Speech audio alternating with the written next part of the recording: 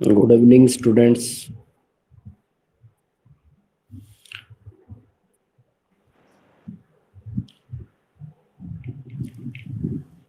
हाँ बेटा, page number 63 से शुरू करना है, ध्यान दीजिएगा।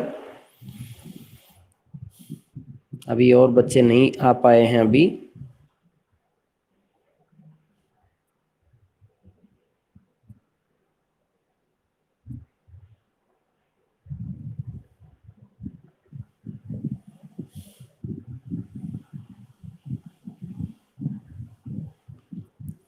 Page number 63।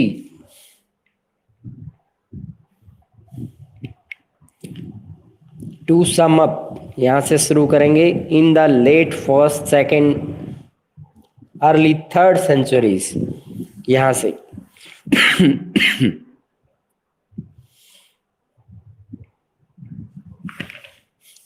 कुल मिलाकर यहां ये बताया गया है कि पहली, दूसरी और आरंभिक तीसरी सदी के दौरान army and administrations were increasingly drawn from the provinces. सेना और प्रशासन का जो नियंत्रण था वह रियासतों से धीरे धीरे हटना शुरू हो गया। As citizenship spread to these regions, और यहाँ के लोगों को नागरिकता मिलने लगी। And was no longer confined to Italy, और ऐसा इटली के अंदर भी देखा गया, और वहाँ भी नागरिकता जो है लोगों ने प्राप्त करनी शुरू कर दी। लोग अब आज़ाद होना चाहते थे, और इटली के क्षेत्र के लोग भी अब लंबे समय तक गुलाम नहीं रहे। But individuals of Italian origin continued to dominate the Senate at least till the third century. लेकिन तीसरी सदी तक इटली मूल के जो इंसान थे उन लोगों ने सीनेट पर अपना प्रभुत्व बना के रखा। When senators of provincial origin became a majority, जब तक जो प्रांतीय स्तर पर सीनेटर्स के रूप में, प्रांतीय स्तर पर सीनेटर्स के रूप में और इटली के लोगों ने अपनी मेजॉरिटी को बना के रखा। These trends reflected the general decline of Italy within the empire, और इस तरह की जो परंपराएं थी उससे ये इस बात का प्रमाण है कि अब साम्राज्य का पतन धीरे धीरे होने लग गया। Both political and economic. Page number बेटा आपका 63 है, वहां से शुरू कर किया गया है। आगे आप ध्यान दीजिएगा। इसके अंदर बेटा ये पता चल रहा है कि इटली के अंदर इस तरह की जो परंपराएं चल रही थी, इस तरह के जो ट्रेंड चल रहे थे, उससे पता लगता है कि जो रोमन साम्राज्य है पतन की तरफ जा रहा था। बहुत पॉलिटिकल एंड इकोनॉमिक, राजनीतिक और आर्थिक रूप से। And the rise of new elites in the wealthier and the more urbanised parts of the Mediterranean. वो मध्य सागर क्षेत्र के अंदर नए नए कुछ नए अभिजातों का उद्भव हुआ, और अधिक धनवान लोग उभरने लगे, और अधिक शहरी लोग उभरने लगे, such as the south of Spain, Africa and the east. और इसी तरह का स्पेन में भी हुआ, अफ्रीका में भी हुआ, और पूर्व में भी हुआ। A city in the Roman sense was an urban centre with its own magistrates, city council and a territory containing villages which were under its jurisdiction। यहाँ क्या बताया गया है, एक शहर था जिसमें उसको रोमन साम्राज्य के अर्थ के अंदर ये मैं समझना होगा कि यह एक शहरी केंद्र था, जिसमें कोई भी जो शहरी केंद्र होते थे उनके अंदर उनका अपना मजिस्ट्रेट होता था, जज होता था, सिटी काउंसिल होती थी, नगर परिषद होती थी, और टेरिटरी कंटेनिंग विलेजेस, और एक नगर क्षेत्र के अंदर जो गांव आसपास के पड़ते थे उन गांवों को भी अटैच किया जाता था, और इस तरह से उसका स्वत्व अधिकार क्षेत्र होता था, उस पे किसी दूसरे का नियंत्रण बहुत कम रहता था। 10 one city could not be in the territory of another city, और इस प्रकार एक शहर दूसरे शहर के नियंत्रण में नहीं था। But villages almost always were, लेकिन गांव हमेशा नियंत्रण में रहते थे। Villages could be upgraded to the status of cities, गांवों को भी कभी कभी उनका दर्जा बढ़ा करके शहर का दर्जा दिया जाता था। And vice versa, usually as a mark of imperial favour और opposite. One crucial advantage of living in a city was simply that it might be better provided for during food shortages and even famines than the countryside। यहाँ ये बताया गया है कि अगर शाही शासन का किसी गांव की तरफ बहुत ज़्यादा तरफदारी है या उसका समर्थन करना चाह रहे हैं तो वो किसी भी गांव को शहर का दर्जा दे सकते थे। और इसके अलावा ये भी बताया गया है कि अगर किसी शहरी क्षेत्र के अंदर खान पान की चीज़ों की कमी है, सूखा पड़ने वाले हालात पैदा हो गए हैं, तो किसी शहर को भी गांव का दर्जा दिया जा सकता था। Doctor Galen on how Roman cities treated the country side, doctor Galen ने बताया है कि रोमन शहरों के साथ किस तरह से, यानी रोमन शहर जो होते थे वो देहात के साथ कैसा व्यवहार करते थे। The famine prevalent for many successive years in many provinces as has clearly displayed for man of any understanding the effect of malnutrition in generating illness। यहाँ पे जब सूखा लंबे समय तक 1 साल 2 साल 3 साल यानी आगे पीछे लगे हुए वर्षों के दौरान लगातार नियमित रूप से पड़ने लगा तो स्पष्ट रूप से लोगों के लिए बात समझ में आ गई कि जो बीमारी का मेन कारण है वो कुपोषण है। यानी लोगों को अच्छा भोजन नहीं मिल रहा था, उसके अंदर पोषक पदार्थों की कमी थी जिसकी वजह से लोग बीमार पड़ रहे थे।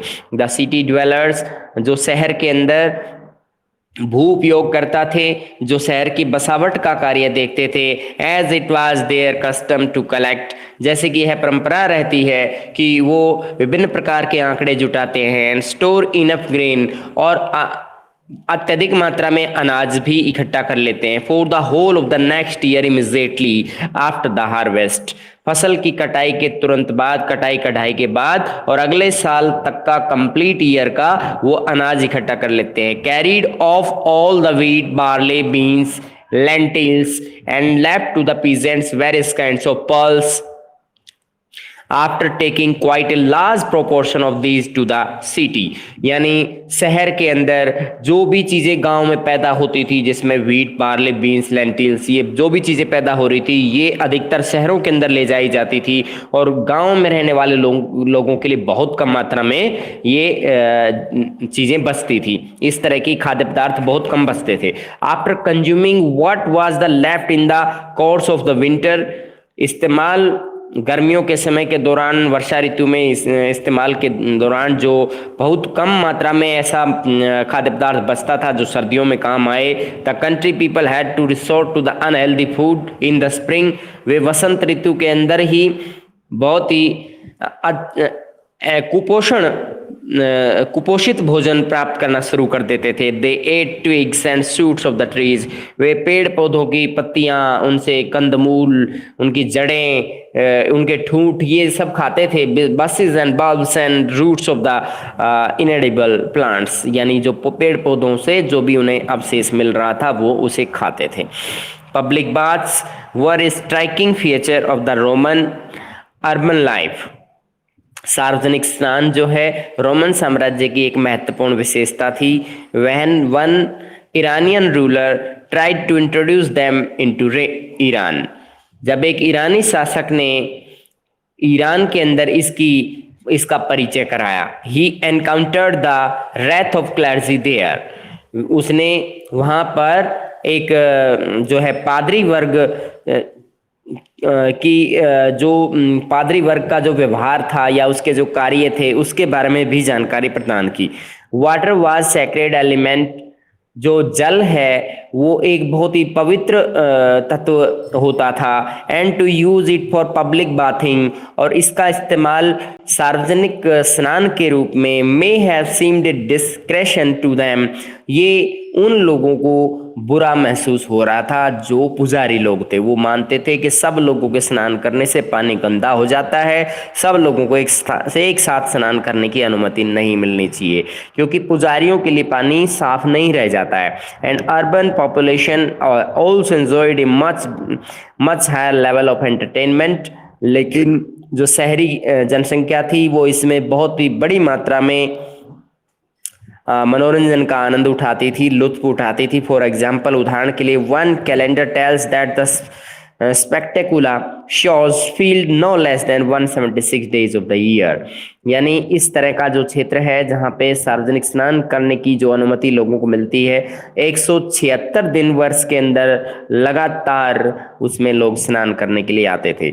यहाँ इस तरह का चित्र बना हुआ है, आप देख सकते हैं पेज नंबर 63 पर ये चित्र है। ये स्नान घर के रूप में इस्तेमाल हुआ होगा। आगे देखिए, amphitheatre at the Roman cantonment town of the Vindonissa the in modern Switzerland, ये स्विट्जरलैंड, आधुनिक स्विट्जरलैंड के अंदर ये रोमन साम्राज्य के समय पर इस्तेमाल होने वाला ये एम्पी थिएटर है, जहाँ पे लोग नाटक वगैरह देखते थे। फर्स्ट सेंचुरी सीई, ये पहली सदी के दौरान की बातें हैं। यूज्ड फॉर मिलिट्री ड्रिल, यहाँ पे आर्मी के लिए मिलिट्री ड्रिल कराए जाते थे, उनसे भी प्रैक्टिस कराई जाती थी। For stacking entertainment for the soldiers, और सैनिकों का भी इसमें मनोरंजन होता था। आगे इधर देखिए, activity 1, who were the 3 main players in the political history of the Roman empire, Roman साम्राज्य में 3 महत्वपूर्ण खिलाड़ी कौन थे? Write 1 or 2 lines about each of them and how did the Roman empire manage to govern such a vast territory, किस प्रकार Roman साम्राज्य के शासक ने इतनी बड़े साम्राज्य को संभाला।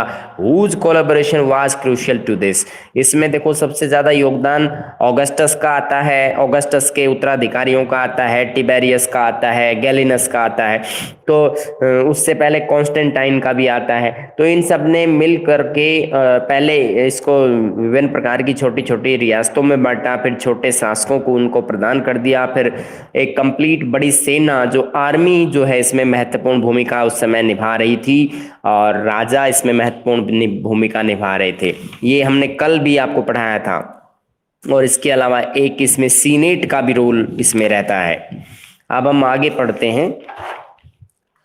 यहां तक बताइए कोई प्रॉब्लम है किसी बच्चे को? The 3rd century crisis, page number है 64, तीसरी सदी का संकट। इसे पूछा जाएगा कि what is the 3rd century crisis, इसको एक्सप्लेन कीजिएगा। 3 मार्क्स में पूछते हैं। It is the 1st and 2nd centuries, यह पहली और दूसरी सदी के दौरान की बात है। And large a period of peace, prosperity and economic expansion, ये उस समय शांति, आत्मनिर्भरता और आर्थिक बढ़ावे का अवसर था, जिस समय ये चल रहा था पहली और दूसरी सदी। याद रखिएगा, पहली और दूसरी सदी के अंदर तो ये तीनों चीजें अच्छी थी, शांति भी बनी रही, आत्मनिर्भरता, समृद्धशाली वातावरण था, आर्थिक समृद्धि भी थी, आर्थिक फैलाव भी देखने को मिला।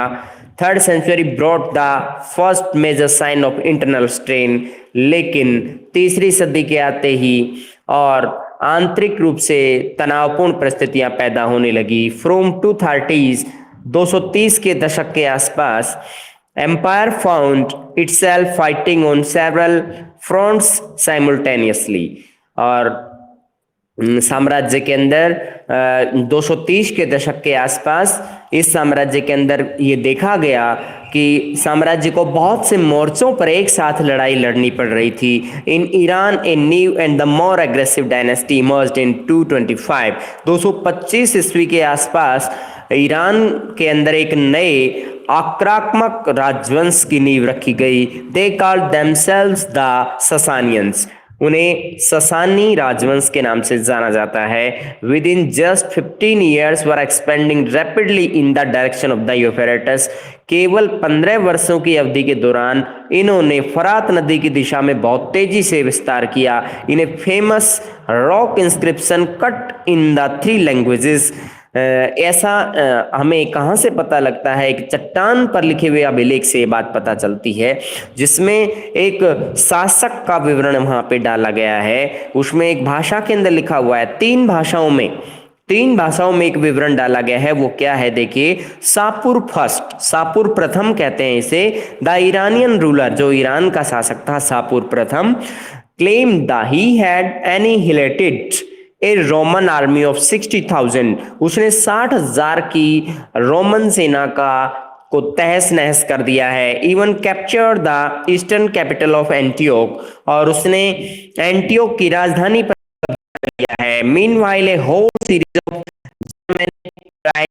और tribal confederacies, most notably the Alamanni, the Franks and the Goth. और इसके अलावा और जो चुनौतियां मिल रही थी वो जर्मनी में, जर्मनी के क्षेत्र से जो कबीलाई जो समाज था वहां से उन्हें चुनौतियां मिली। वो उनमें से इनमें 3 कबीलों का नाम यहाँ पे आएगा, 3 जनजातियों का नाम यहाँ पे आएगा, अलमेनाई, और दूसरे का नाम है फ्रैंक्स, और तीसरे का गोथ। ये तीनों ही लड़ाकू जनजातियां थी जो ये चुनौती पैदा कर रही थी। Began to move against the Rhine and the Danube frontiers. ये दोनों ही राइन और डैन्यूब के सीमावर्ती क्षेत्रों में दखल करने लगे, अंदर घुसने लगे। And the whole period from 233 to 280 show repeated invasion of whole line of the province that stretched from the Black Sea to the Alps and the southern Germany। 233 से 280 ईस्वी के आसपास तक ये पूरी कंप्लीट सीमा रेखा पर आक्रमण नियमित रूप से चलते रहे, और इस काला सागर के अंदर आल्प्स और दक्षिण के अंदर जर्मनी तक, यानी पूरी तरीके से जो है आक्रमण झेलता रहा रोमन साम्राज्य। The Romans were forced to abandon much of the territory beyond the Danube. Roman साम्राज्य ने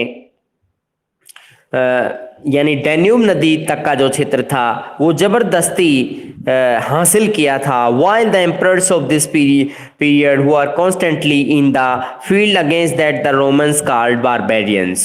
और यहाँ पर रोमन साम्राज्य के साथ अब ऐसा हो रहा था, while the emperors of this periods were constantly, यानी इस समय के शासक, रोमन साम्राज्य के शासक कमजोर साबित हो रहे थे।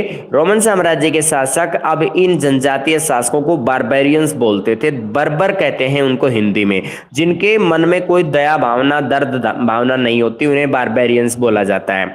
The rapid succession of emperors in the third century, और इस तरह से तीसरा जो है एक तीसरी सदी का एक और संकट हम यहाँ पे देख पा रहे हैं, जिसके अंदर 47 साल में 25 जो है सम्राटों को बदला गया है। यानी इतनी कम अवधि में, 47 वर्ष की अवधि में 25 सम्राट बार बार बदल दिए गए। तो इसका मतलब है शासन करने का मौका नहीं मिल रहा था, गृह युद्ध के हालात वहां पे रहे होंगे। It is an obvious system to obvious symptom of the strain faced by the empire in this period। यह इस समय अवधि के दौरान सबसे मतलब तनावपूर्ण स्थिति से गुजर रहे लक्षण का एक प्रमाण हमारे सामने देता है। तो तीसरी सदी के संकट में हमने ये चीजें रोमन साम्राज्य की पढ़ी, जिसमें अलमनाई है, और उसके अलावा यहाँ पे और कौन कौन से ट्राइब्स का हमला हुआ है, फ्रैंक्स का और गोथ्स का, और यहाँ पे ससानियन का, और इसके अलावा 47 साल में 25 जो राजा चेंज हुए हैं वो हम इसके अंदर लिख सकते हैं। इसके बाद आप बताइए बेटा, कोई भी इसके कोई प्रॉब्लम हो तो बताइए, फिर आगे चलते हैं। प्रियंका, हर्ष, पूछिएगा बेटा कोई भी टॉपिक, हम आगे चलें। देखिए, जेंडर, लिटरेसी एंड कल्चर, इसमें क्वेश्चन आ सकता है ऐसे, what was the status of gender, literacy, culture in Roman. यहाँ हम दिखा सकते हैं आपको क्वेश्चन जो हमने पहले जो पढ़ाए थे बच्चे उनके लिए बनाया था। तो इस तरह से आप इस तरह का क्वेश्चन राइट कर सकते हैं, उसके अंदर मैटर इसमें से ही आपको बनाना है। छोटा मैटर बना लें लेकिन आप इंपॉर्टेंट चीजें लिखें। One of the more modern feature of the Roman society was the widespread prevalence of the nuclear family। Roman साम्राज्य की एक और आधुनिक विशेषता यह थी कि उस समय एकल परिवार व्यवस्था व्यापक तौर पे देखी गई। Adult son did not live with their families. वयस्क लड़के अपने परिवार के साथ में नहीं रहते थे। And it was exceptional for adults brother to share a common household. इसीलिए कभी कभी इस तरह के अपवाद होते थे कि कोई जो वयस्क भाई है और वो अपना कोई हिस्सा किसी के साथ में साझा करता है। On the other hand slave were included in the family as the Roman understood this. Roman साम्राज्य के अंदर दासों को भी घर का सदस्य माना जाता था। जैसे घर का कोई भी सदस्य होता है तो दासों को भी उस समय सदस्य मानते थे घर का। बाय द लेट रिपब्लिक, अंतिम समय के दौरान यहाँ पे जो गणराज्य की बात की गई है,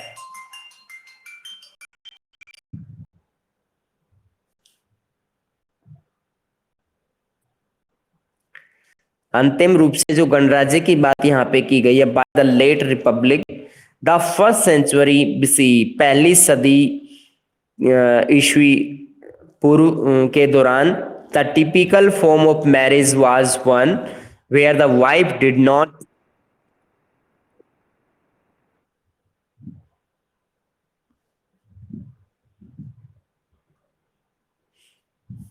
the typical form of marriage was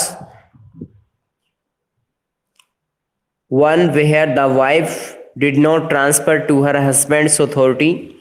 यहाँ ये बताया गया है कि एक सामान्य शादी के दौरान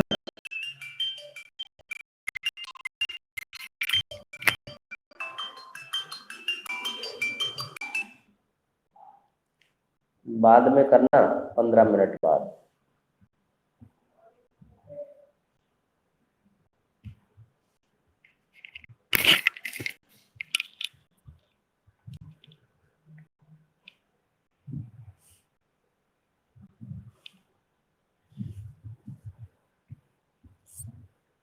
इसके अंदर बेटा जेंडर लिटरेसी और कल्चर का टॉपिक हम बता रहे थे।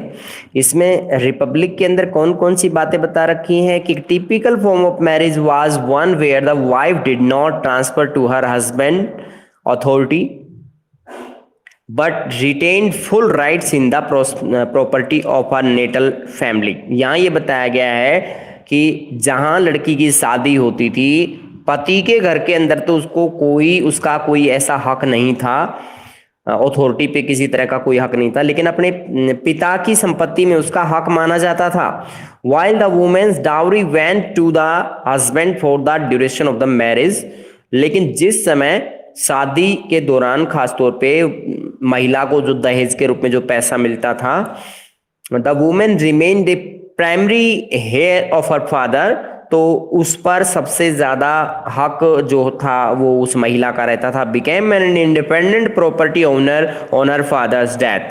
और उनके जैसे पिता की मृत्यु होने पर वह अपने पिता की संपत्ति की वारिस भी बन जाती थी। दस Roman women enjoyed considerable legal rights in the owning and the managing property. इस प्रकार से रोमन महिलाएं जो थी वो संपत्ति के अधिकार के द्वारा यानी मालिकाना हक उनके पास था, नियंत्रण करने का, संपत्ति को नियंत्रित रखने का जो कानून उनके हक में था। इन अदर वर्ड्स, दूसरे शब्दों में, in law the married couple was not one financial entity but two. इनका मानना था कि एक शादीशुदा जो महिला है वो केवल एक व्यक्ति की तरह उनको नहीं काउंट करते थे, उनको दो व्यक्तियों के रूप में माना जाता था क्योंकि उनके पति को भी शामिल करते थे।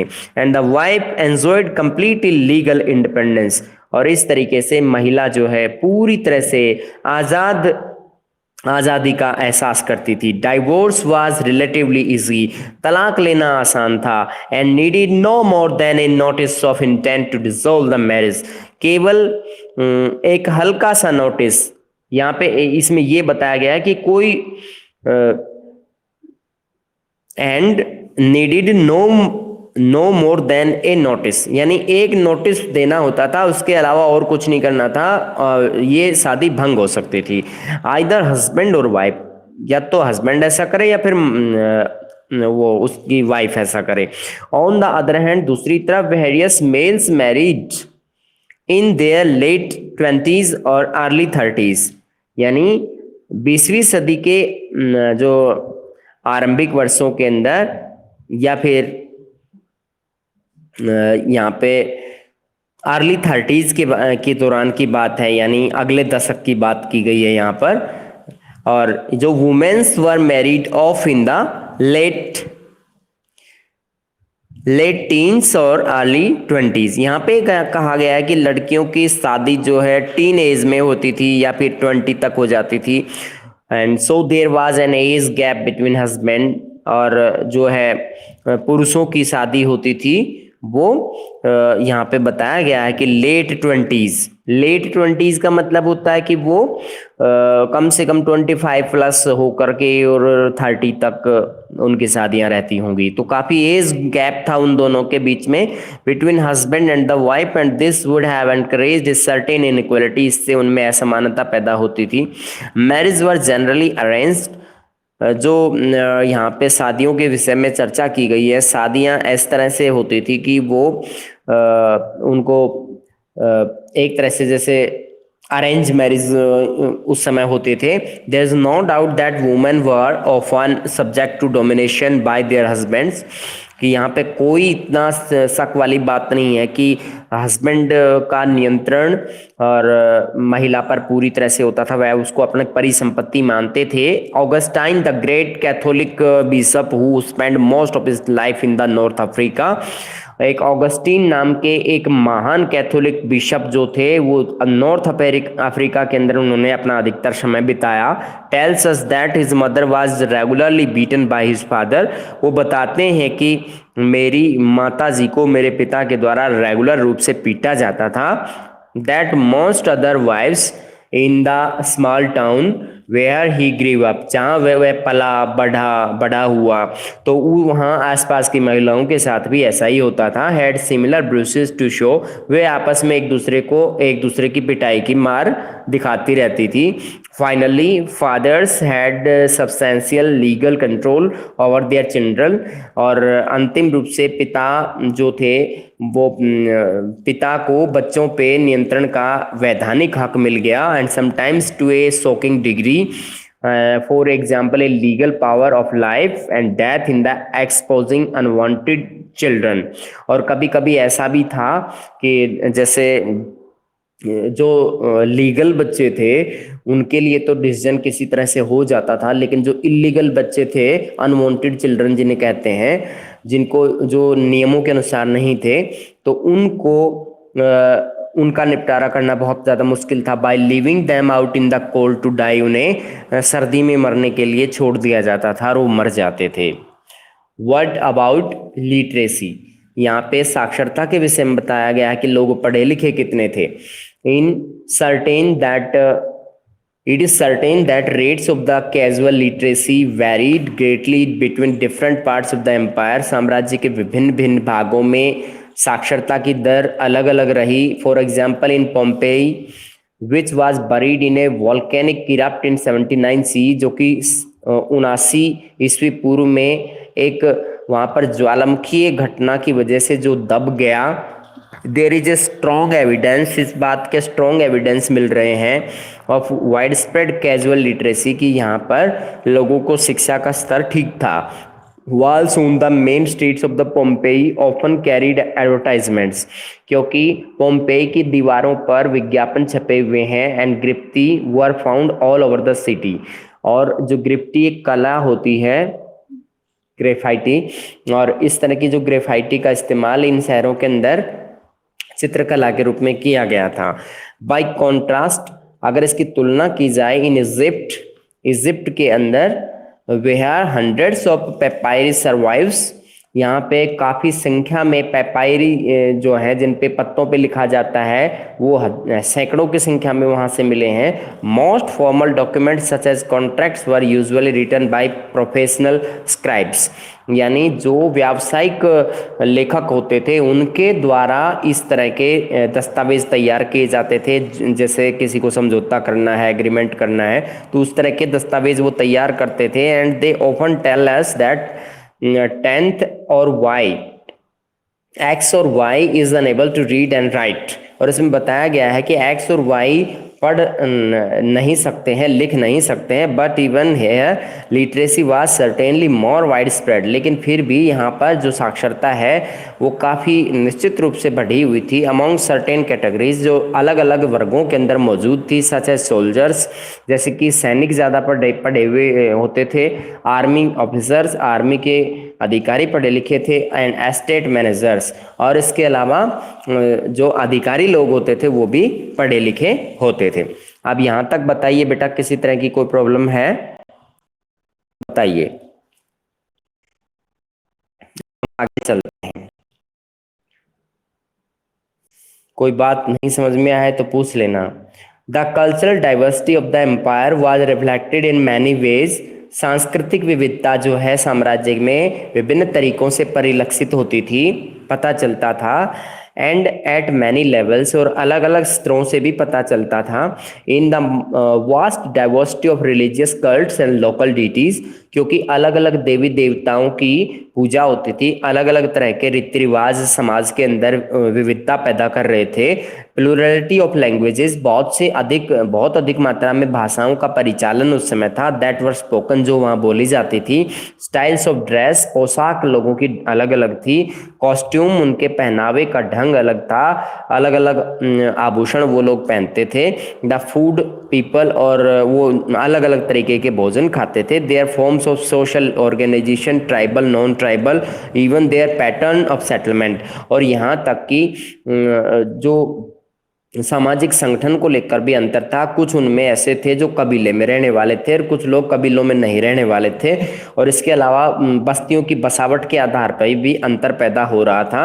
Aramaic was the dominant language group of near east, निकटवर्ती पूर्व के अंदर अरामाइक जो है वो एक वर्चस्ववादी भाषा समूह मौजूद था। At least west of the Euphrates, जो कि फरात नदी के पश्चिम दिशा में पड़ता है।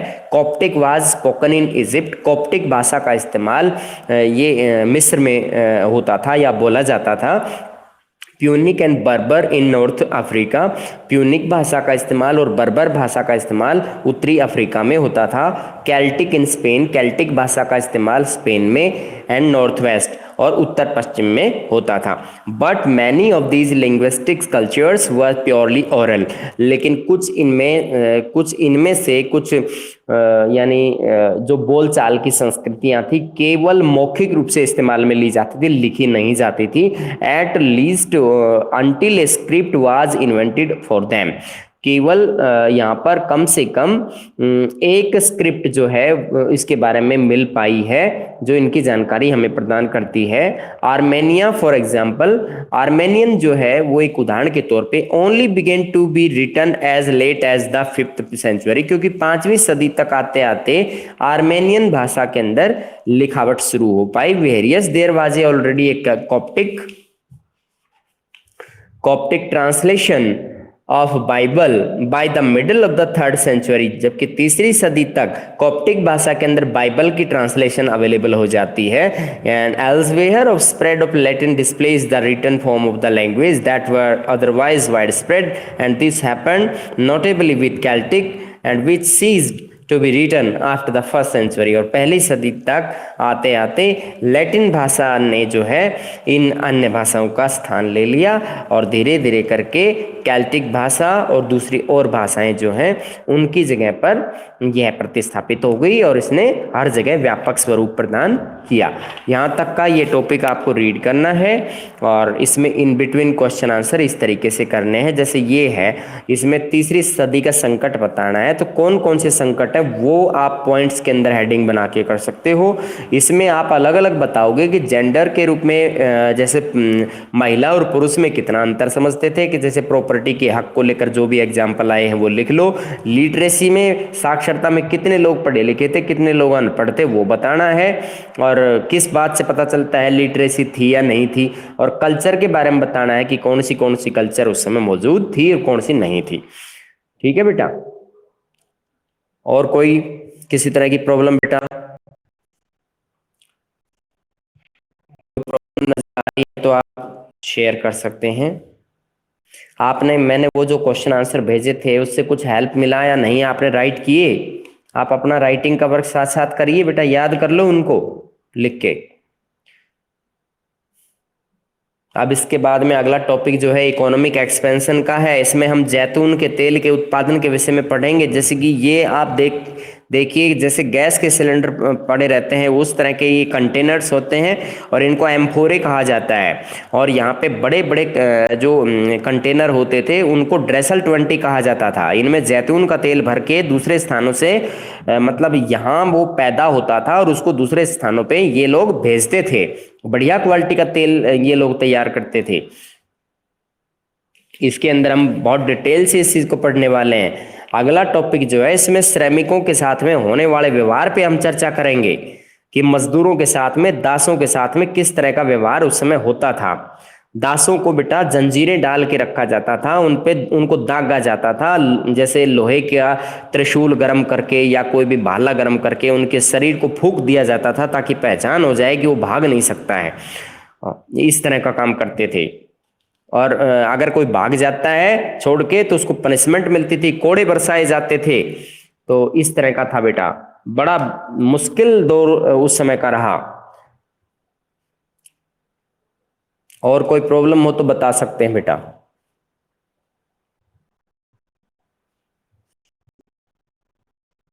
लीव कर सकते हैं।